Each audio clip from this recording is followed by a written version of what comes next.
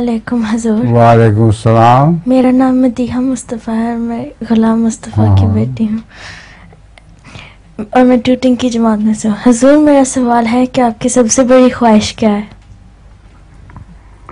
कब?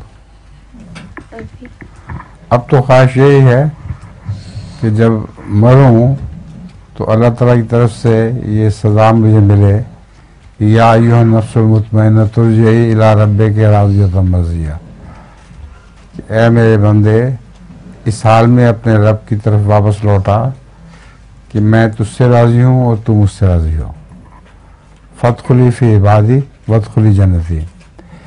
मेरे इबाद में, बंदों में दाखिल हो जा और मेरी जन्नत में दाखिल हो जा। ये आवाज़ अगर आ जाए तो ये सबसे बड़ी कामयाबी है। जज़ाकल्लाह।